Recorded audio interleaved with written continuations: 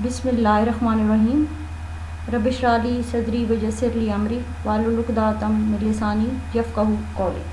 السلام علیکم dear students, امید کرتی ہوں آپ سب ٹھیک ہوں گے.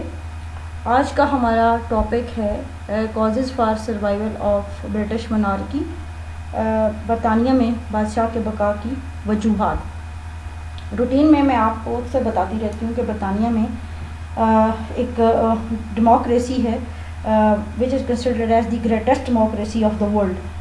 نہ صرف ڈیموکریسی بلکہ دنیا میں پارلیمانی جمہوریت یعنی پارلیمنٹری ڈیموکریسی کا ابتدا بھی اسی ملک سے ہوئی. لہٰذا وہ تمام دنیا کے لیے بالعموم اور پارلیمانی نظام میں حکومت رکھنے والے ممالک کے لیے بالخصوص ایک مثال کی حیثیت رکھتا ہے. اب سوال یہ پیدا ہوتا ہے کہ برطانیہ چونکہ ایک ظاہر ایک ڈیموکریٹک کنٹری ہے تو پھر وہاں پر موروثی بادشاہت کا کیا جواز بنتا ہے. یہ جو کوشچن ہے کافی ریئلسٹک نظر آتا ہے، اور خاص طور پہ اس وقت اور بھی امپورٹنٹ کہ جب برطانیہ میں بادشاہ یا ملکہ جو کہ پریکٹیکلی اسپیکنگ وہ اختیارات کو استعمال نہیں کرتے.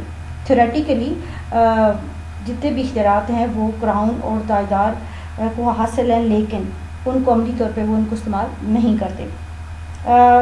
یہ اعتراض کیا جاتا ہے، کرٹیسزم کی جاتی ہے برطانیہ میں بادشاہ پہ کہ قومی خزانے پہ یہ ادارہ جو ہے ایک بوجھ ہے، کیوں نہ اس کو ختم کر دیا جائے. جبکہ کچھ دوسرے اسکول آف تھاٹ سے تعلق رکھنے والے لوگ ہیں جن کا کہنا ہے کہ نہیں، یہ ایک مفید ادارہ ہے اور اس نے ماضی میں بھی خدمات سر انجام دی ہیں اور مستقبل میں بھی لوگ اس سے بہتر توقعات رکھتے ہیں. ڈاکٹر جیننگز کہتا ہے جمہوری حکومت محض غیر دلچسپ استدلال اور بے کیف پالیسیوں کا ہی نام نہیں، بلکہ اس کے لیے کچھ ظاہری شان کی بھی ضرورت ہوتی ہے اور اس کے لیے شاہی سرخ رنگ سے بہتر کوئی چیز نہیں. خیر یہ تو اس کی کوٹیشن تھی اس کی فیور میں. اب ہم وہ تمام ریزنز دیکھنے کی کوشش کرتے ہیں جو بادشاہ کی بقا کی حوالے سے کتاب میں بھی آپ کے پاس موجود ہیں.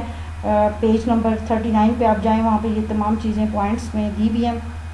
بہرحال ہم ڈسکس کرتے ہیں. سب سے پہلے تو یہ ہے کہ اٹس اے نیشنل انسٹیٹیوشن، ایک قومی ادارہ ہے.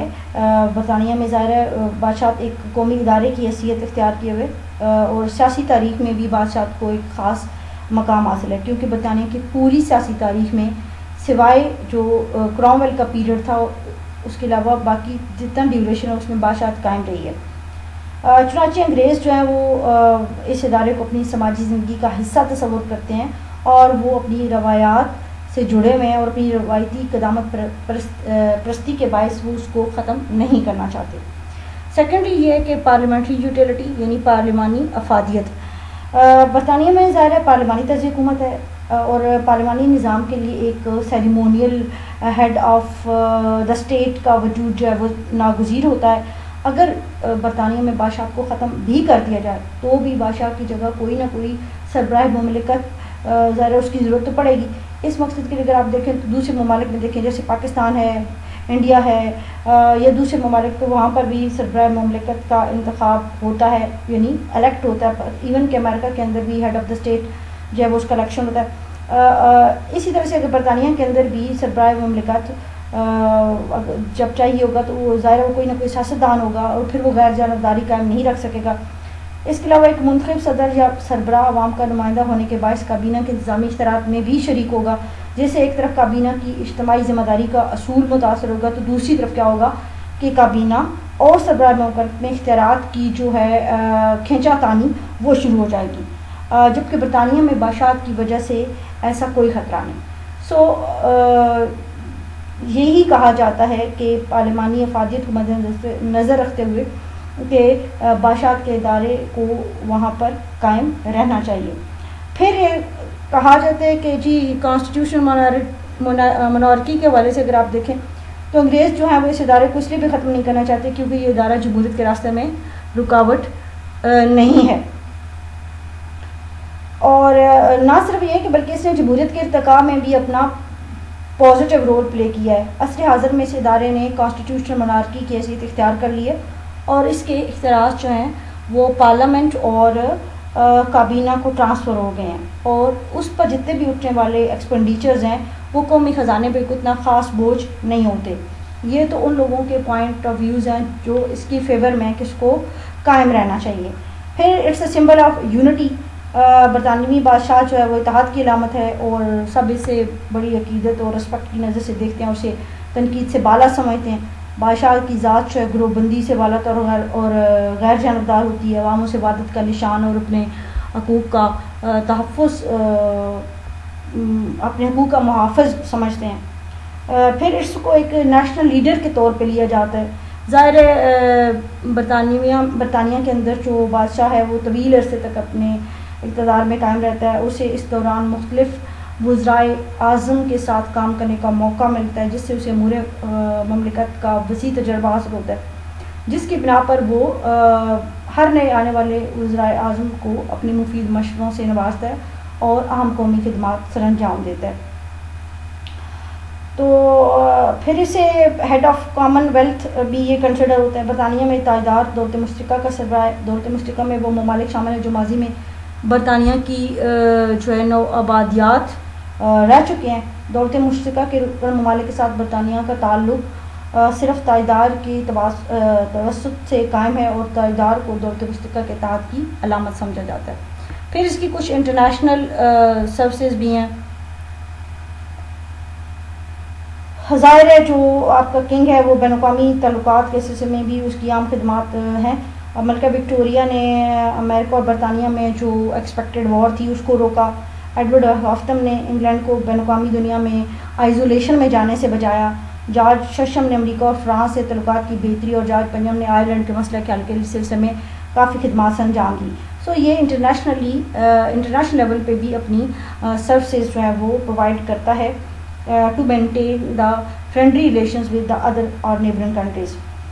پھر کچھ اس کی ایموشنل اٹیچمنٹ ہے، ایموشنل ریلیشن اس کا ہے وہ کس طرح سے کہ برطانیہ میں ظاہر ہے لوگ بادشاہ کی ذات سے کافی وابستہ ہیں، اس کے ساتھ دلی اور جذباتی وابستگی رکھتے ہیں، اسے تنقید سے بالا تر سمجھتے ہیں۔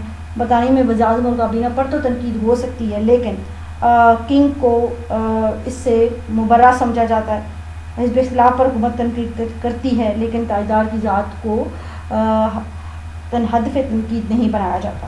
پھر کنزرویٹونیس ہے، اس کے حوالے سے بھی اگر آپ دیکھیں تو کیوں یہ ادارہ وہاں پر قائم ہے اور کیوں لوگ اس کو قائم رکھنا چاہتے ہیں، اس کی وجہ یہ ہے کہ انگریز زیادہ تر کنزرویٹو ہیں، وہ اپنی روایات، اپنے اداروں کے ساتھ گہری وابستگی رکھتے ہیں، ان کو ختم نہیں کرنا چاہتے۔ اور آپ کو پہلے بھی میں بتا چکی ہوں 12 لیکچرز میں کہ وہ ابرپٹ چینجز اور ریولیوشنری چینجز کو لائک نہیں کرتے، اور ان کے لیے ادارہ قومی وحدت اور اتحاد کی علامت ہے، اور اس نے جمہوریت کے فروغ میں بھی کافی رول پلے کیا ہے۔ پھر یہ سمبل آف نیشنل ڈگنیٹی قومی وقار کی علامت کنسیڈر ہوتا ہے۔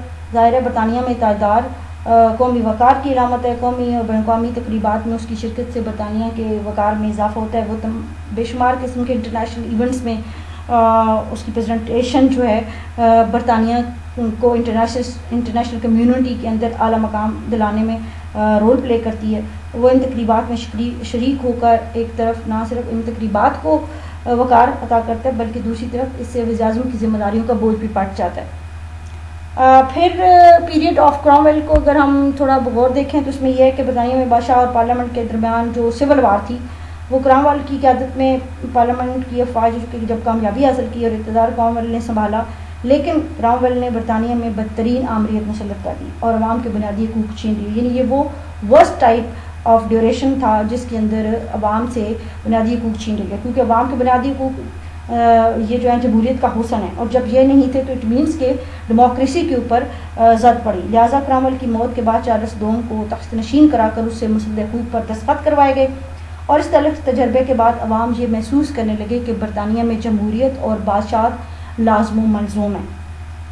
سو اس سے یہ ثابت ہوا، ان تمام پوائنٹس تھے جو آج ہم نے اس لیکچر میں ڈسکس کیے، یہ کہ برطانیہ میں جو بادشاہت ہے وہ اس کے بقا کے لیے برطانوی عوام، برطانوی پارلیمنٹ اور باقی ادارے جو ہیں وہ اس کو قائم و دائم رکھنے کے لیے کوشاں ہوتے ہیں، وہ اس کے اختیارات کو استعمال کرتے ہیں اس کے نام پر، اور ان کے لیے ادارہ کوئی بوجھ نہیں ہے، اور ان کا یہ خیال ہے کہ یہ ادارہ اس ادارے سے برطانیہ کا قومی وقار ہے وہ بلند ہوتا ہے، اور برطانیہ کو انٹرنیشنل کمیونٹی کے اندر ایک لیڈنگ رول پلے کرنے کا موقع ملتا ہے۔ آج کے لیے اتنا ہی. نیکسٹ ہم سیکنڈ تھرڈ چیپٹر اسٹارٹ کریں گے برٹش کیبنٹ.